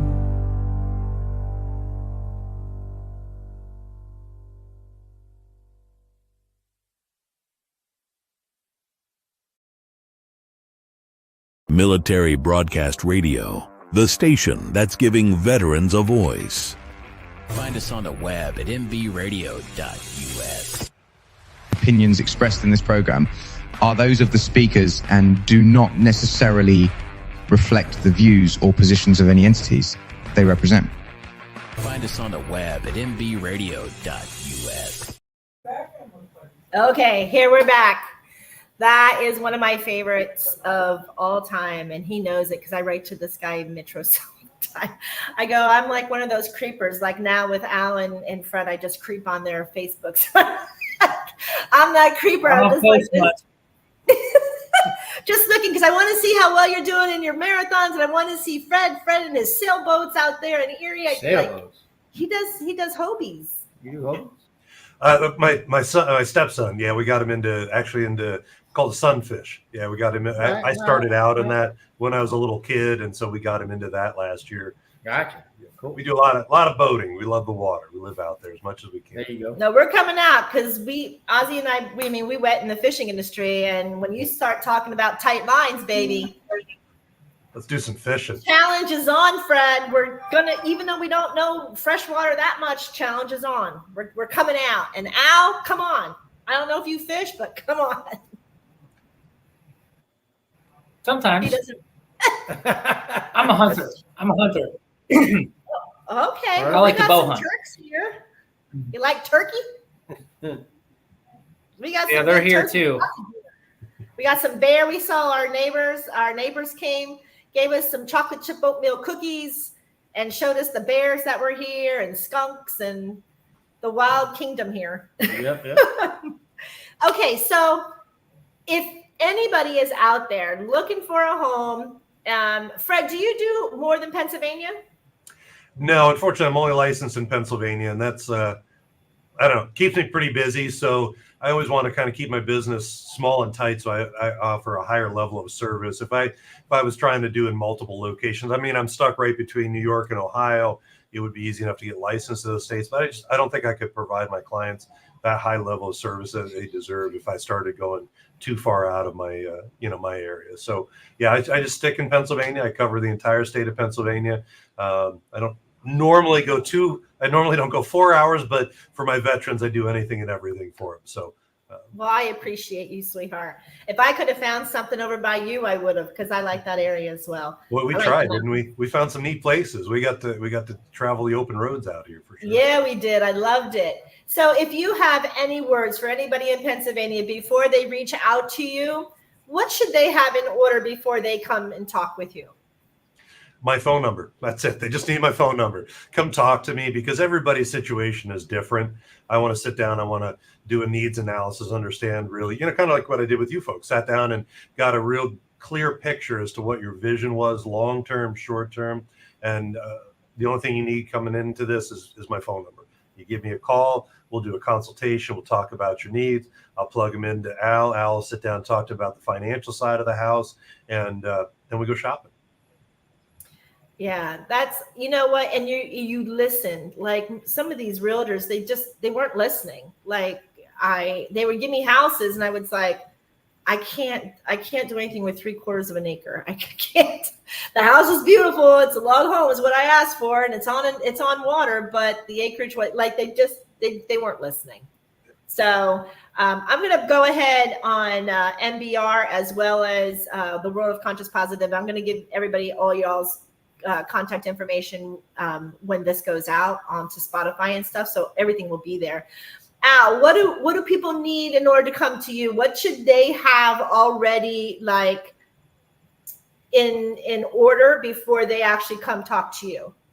Yeah, same as Fred, just a phone number, because everyone's situation is different. Like the VA doesn't require tax returns unless you're self-employed. So a lot of people struggle. I haven't applied yet because I don't have my tax returns. I said, well, I don't need them. So don't worry about it. Or, just different things. So yeah, just have people call, and each situation is different. We just kind of figure out what that looks like. And sometimes I tell people not to even apply, because if they tell me, hey, I had a bankruptcy 4 months ago, well, I don't need to waste, we don't need to waste their time with the application process today. We put them on a trajectory, like Fred said, tomorrow. So yeah, just call and we walk through these things. But most people can be helped on a VA loan. Most people. Yeah. So let's talk about the one thing that hit me. I don't know about Ozzie, because we just kind of spoke together about it. But this buy down, I have never in my life had to buy down interest rates. Now, you guys say it's been there forever, but because the interest rates were so low, most people didn't do it. Can you talk to some people who, if they're not as up on that, because I surely wasn't. That was a big rude awakening for me, that I had to buy my interest loan.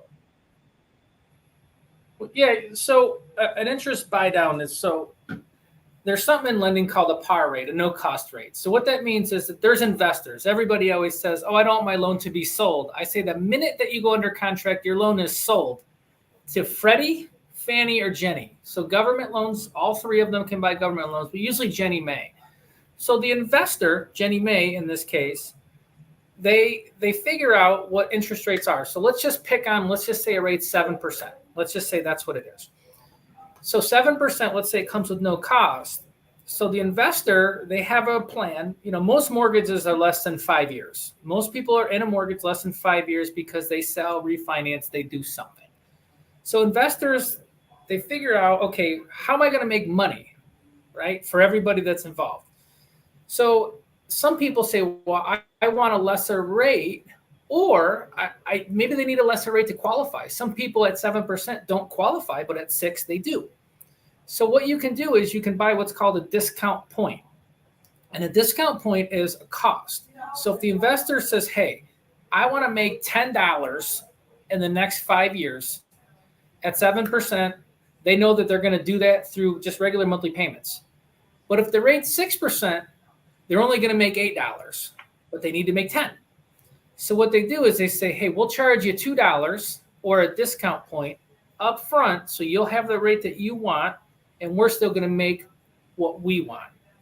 Now, the risk is if rates drop and you refinance before you recapture the cost of that, then you lose money. So that's why what you do is you take, in your case, I'm not going to put publicly what your rate was, but, we know that it's better than they've been in a long time. And yeah, I did say, hey, there's a little bit of a cost for this, but like, even if you refinance in 6 or 7 months, you are not going to lose a penny because you're saving more than you're spending. So that's just kind of what you have to analyze. But the problem that a lot of people have is a lot of lenders don't talk to people. They just do things. Like I looked at a loan estimate, swear to God. I got one last week. The lender was charging these veterans 2.5 discount points, 2.5% of the loan. Just so you know, it's a $500,000 loan. That's literally $12,500 to get a rate at 6.25. I fell on the floor. It was mind-boggling. That was a half a point loan for me, a half a point to get them at 5.75. Literally, the lady started crying on the phone. I bet. But it's just that the lender on the other side was on vacation and just locked their loan, didn't explain it, just locked it. And the veterans, we're not, I always say this, so I'm a veteran, we're all veterans on this call, except for Oz, you support, appreciate you, brother. We're not the brightest community on the planet. So, yeah, we're not the brightest community sometimes, and we trust people. So if somebody goes, I got you, yeah, this 2.5% is the way to do it. A lot of veterans go, okay. And that person's literally in another country with a lot of discount. But that's what those are. And they've always been around. And the problem is people don't talk about them. They just do things. So the reason you probably never heard of it, because nobody talked about it, and I promise it was probably on your paperwork, they just said, oh, just sign here. Just sign here. Right. Well, is it because my interest rate at that point, 25 years ago, my interest rate was so low that, what were they going to talk about? Well, interest rates over the since 1973, the average is 7%, and the average over the last decade is about 5.6. So interest rates are kind of just about average where they normally are. But, I don't know what an interest rate 25 years ago, because I know in the 90s, I was at 3.5. But, and maybe there was nothing like in COVID when in 2020, 2021, you could get 2.25 for no cost. So there was nothing to talk about. You just did it. Yeah. I won't get into that, but yeah, you just did it. But right now in a raising rate environment, those are real. Discount points are real. Some lenders don't charge discount points, but they charge fees. And Movement Mortgage, we didn't charge you a single penny on the lender side, not one penny. Right. Some companies go, hey, we're going to charge you a 1% origination fee, and then we're going to give you a lower rate. You're buying your rate now. You're paying for your rate. It's just in a different. So just ways to. So what are these rates? What's your projection? What's your forecast with these rates? There's 10 people who predict rates, like the National Association of Realtors, MBS Highway, like the Federal Reserve. There's 10 entities who all sit around and talk about rates. 5s. Low to mid 5s is what the norm is projected to be, and that's what the norm should be, because that's the average over the last decade anyway. So that's where people think that they're going to hang out is in the 5s, because the 2s and 3s, the government bought all those loans. The government bought every loan for 2 years. It was $6 trillion if you look at how it all works. Yeah. But because nobody makes any money, if I said, hey, MJ, hey, Fred, I'll loan you $500,000 with a 2% return over 30 years, you're going to go, yeah, no, thanks. No, thanks. I'm not interested in doing that because you're not going to make any money. Right. But 5s, that's kind of what the prediction is. And I want anybody listening to understand this. When the Federal Reserve says, hey, we just drop rates half a point, that doesn't mean mortgages drop half a point. It's 2 separate pots of money. Yes. Businesses borrow money from the Federal Reserve. Housing borrows money from treasuries. 2 different pots of money. Eventually, it will tick its way down, and that's why you're seeing rates come down a little bit. But it's not overnight. On the news this morning, they said rates are down another %. No, they're not. No, they're not. They're not. But No, who listens to the news? I don't listen to the news. I watch the weather so you get the fishing report, and that's it. There you go. Now we're talking. Or we're talking about the game times outside when they're walking. So on that subject, so what's going to happen with these interest rates, and Alan, what's going to happen with the housing, the cost of housing? Because what I understand is they're projecting for the United States to go bankrupt. Pay grades? That's above my pay grade. I don't know. Yeah. Sure, I'll take a stab at that one. Okay, I love it. So COVID affected our lives in ways we never expected, right? We can all admit, regardless of what your belief system is around COVID, it changed our lives forever. Like here we are, we're doing a podcast and we're in 3 different cities, right? Like that wasn't done pre-COVID at the level it is now. There are certain factors in life that will never change. People are born, people move out of the house, they're going to buy a house, they're going to get married, they're going to get divorced, they're going to have kids are going to move out. Just through the natural progression of life, there will always be a need for housing. Well, COVID jammed up that need. We've got this pent up demand for housing that we can't account for right now, right? There's more buyers out there than there are properties to purchase. Now, we're seeing a little bit of a shift in that, but not that much. So people are still going to buy and sell houses no matter what. People are going to still buy into houses regardless of what the interest rates are. And I always find it kind of funny, the people that are, oh, I'm not buying a house because I'm waiting for lower interest rates. Mind-blowing to me. You marry the house and you date the rate. That rate can always change. You can always come back to Al, get a refinance or a lower amount down the road, but you're not always going to find that house that you really, really like, right? That can always change. There are a million pundits out there that say, well, this is what's going to happen. America's going to go broke. I'm not worried about that. Like that doesn't even show up as a blip on my radar. Let's just go live our lives, be happy, healthy. Let's go buy that house. Let's go live our lives. Let's have our families and just enjoy what we've got now. If we play that Chicken Little, the sky is falling game, we're going to just spend all our life in that fear and all of that. That's the only word I can use to describe just nobody wants that. So, do you think the housing market will come down? Do you think the interest rates will come down at that point, or do you think it's going to astro and get worse?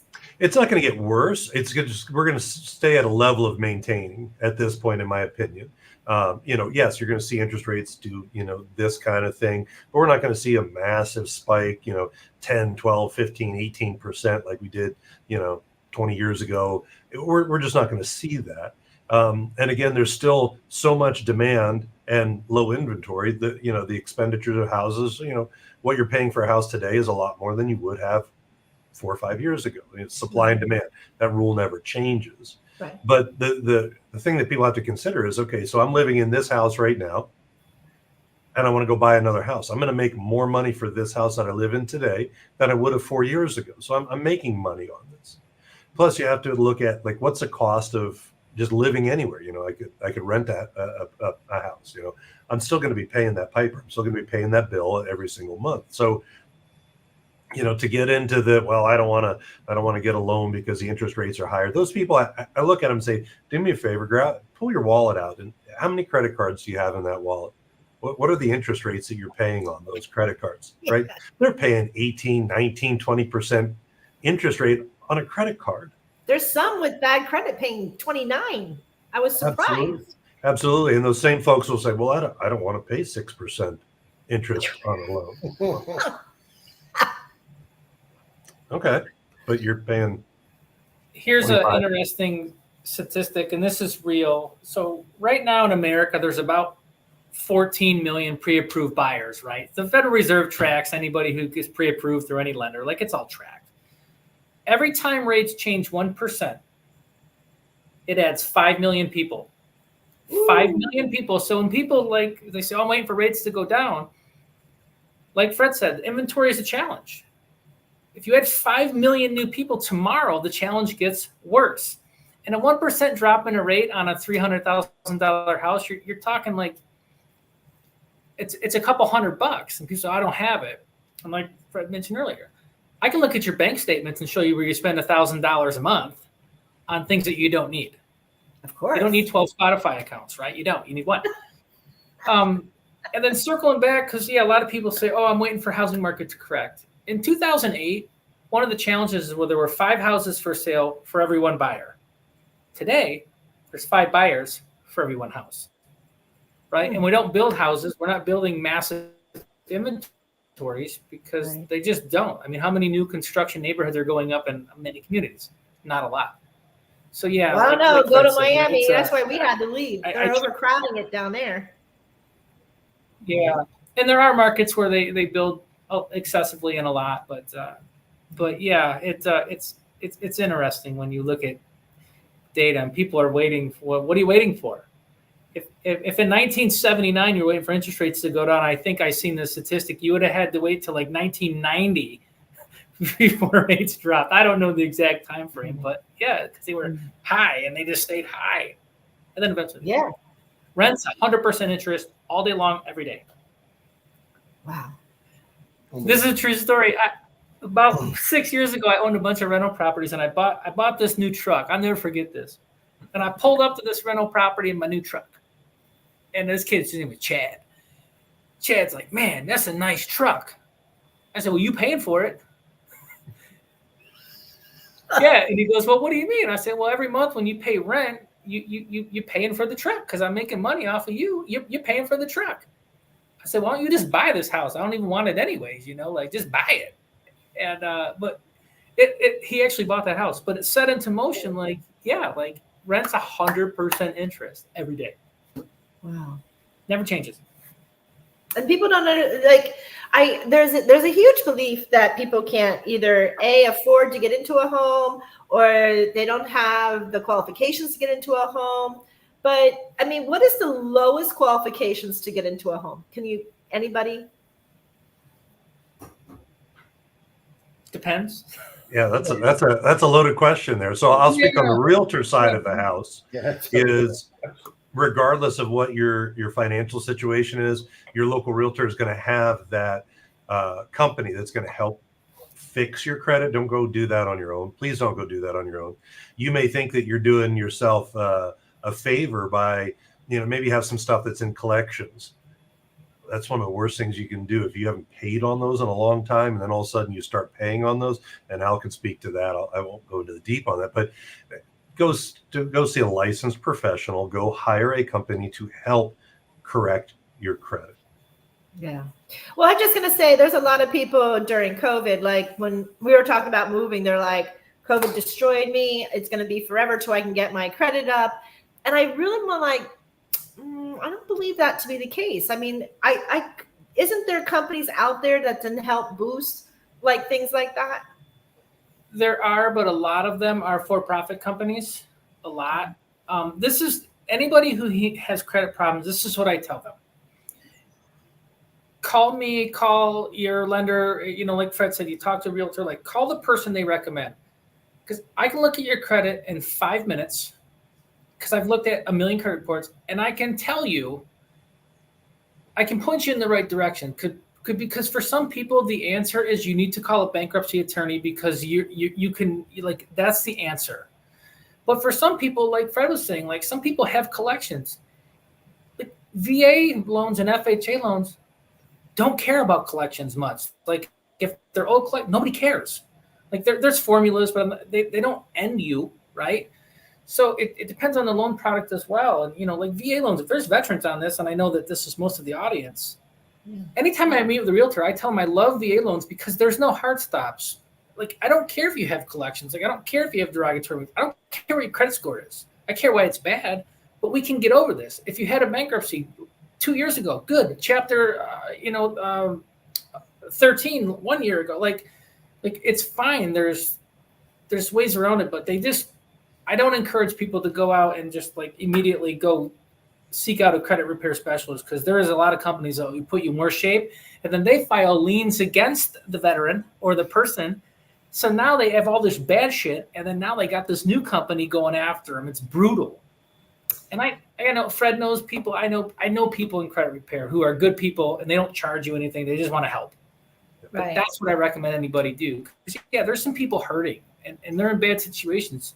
And yeah, maybe they can't buy today. Maybe Fred and I tell, hey, but next year, I helped a kid in Texas for 3 years.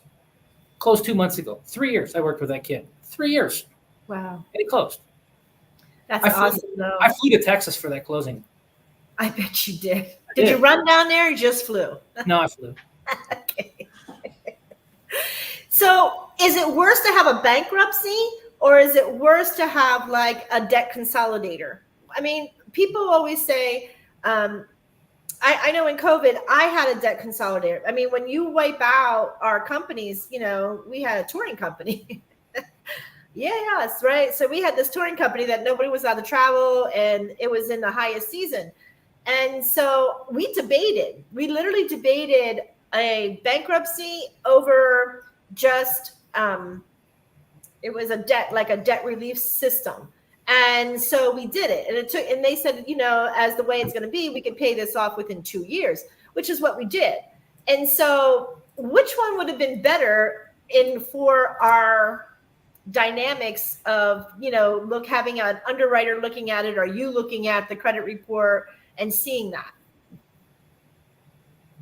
You know, it's hard to say, right? Because every situation is a little bit unique, and some people, you know, a Chapter 7 bankruptcy is the one where you just basically walk away, right? You're just like, I'm out, right? And then Chapter 11 and 13, one is personal, one is business, and they say, hey, I want to help work this out, right? I want to pay these things off, and a judge assigns, and you pay the judge, and they pay all your bills. But during COVID, you mentioned, like, some people didn't have a job. So what does it matter if I get put on a repayment plan if I can't pay it? So every situation is unique, and that's why when I look at credit reports for people who are challenged, I do recommend them that, hey, you need to go talk to this person because, like, they're skilled in that. I see the end result.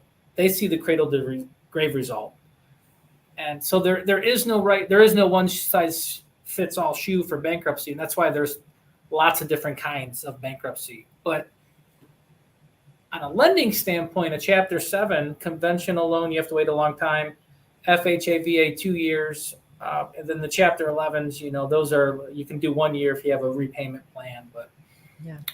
So the timelines shorten and lengthen depending on what you do. Yeah. It also depends on what you put in that bankruptcy too. Like, you don't have to put everything into a bankruptcy. You know, I had a friend who went through bankruptcy, but his house was excluded. He continued to pay on that. So the effect of that on credit was different. So, you know, and to Al's point, and what we've been saying all along, you need to seek out a licensed professional to have that conversation. Your local real estate agent knows who to talk to and who to get in touch with, whether it's a lender, whether it's a credit repair company, because again, to Al's point, there are some credit repair companies out there that are just in it for this. They don't give a rip about you. Your local real estate agent will know someone to help you. Sometimes they're even in-house. We have a company within Keller Williams Pittsburgh North. We have an agent that has a credit repair company that I've leaned in on her a few times to help folks. So yeah, I see vets who, I mean, they're living on the streets and they say they just can't, there's nothing that they can't even get into a home, or they can't get into this. And I'm like, but you can at least get into a trailer. You can get into something, you know, there's a lot of things out there. So that's kind of what MBR, I mean, I love this group of people, especially the military, because, you know, our philosophy is no man's left behind. And that's where we do whatever we can. And that's what you guys are so brilliant in how you helped both of us, because even our credit report, like I noticed, I got this notice on my credit report that within my 1 year, I had eight different people tagging for these 8 houses. Yeah. And now I'm below average because I had 8 inquiries in such a short amount of period of time. Now, how do I get around that? So when you apply for a mortgage, generally your credit it's frozen, so to speak, for like 3 to 4 weeks, right? So you can apply for as many mortgages as you want. They're all going to show up, but there's no impact on score. But if you're looking at a house in January, then you pick up again in April. And I mean, yeah, they're just going to be hit. But when you do a mortgage inquiry, I always tell people, like, the credit bureaus, and people can Google all of this, it's a 3 to 4 point hit. So if your credit was 790, it's going to be 786. It's not like when you apply for a credit card on Lending Tree and 900 unsecured lenders run your credit. Yeah, that's a big hit. But you're supposed to buy a house. Like, it's just part of, like, life, right? It's like the Maslow's hierarchy at the bottom. So it's not huge, but it will show below average in some areas because you had mortgage inquiries. But like in your guys' scenario, your credit's fine. It's fine. Right. So how long will it take to get that off? Do you know by chance? Well, how long those things drop off? Usually those inquiries, like when people are tracking their Credit Karma, right on it, it'll usually say within 12 months.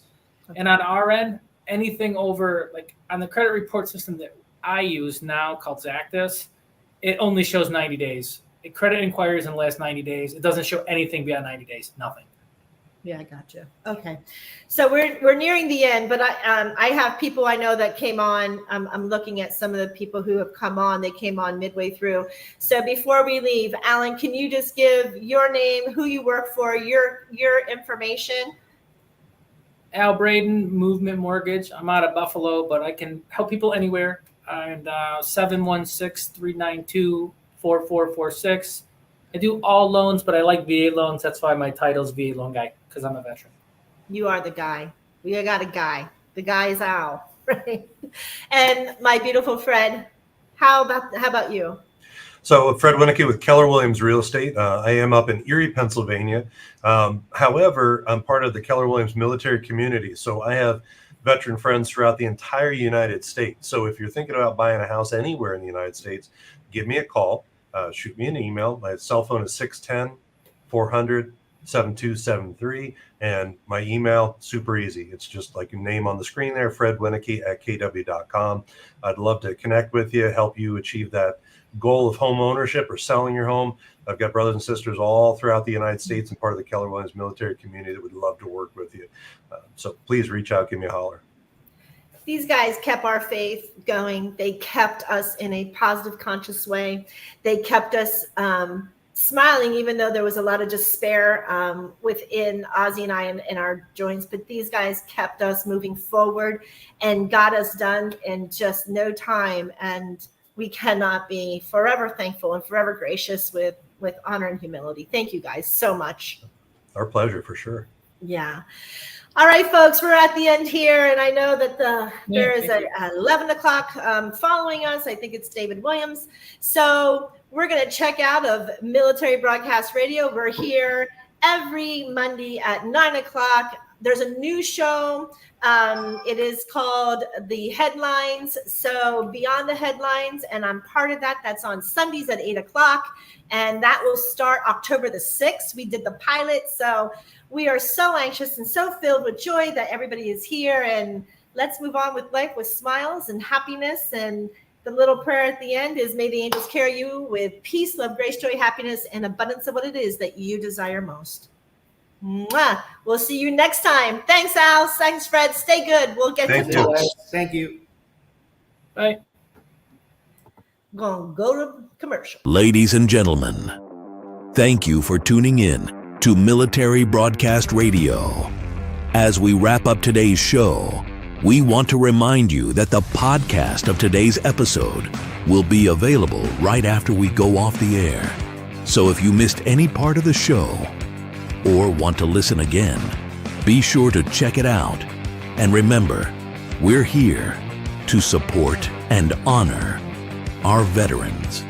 Your stories and experiences matter, and we are committed to giving you a platform to share them. That's right. We're here to give our veterans a voice. So don't forget to catch the podcast and stay connected with us. Giving our veterans a voice.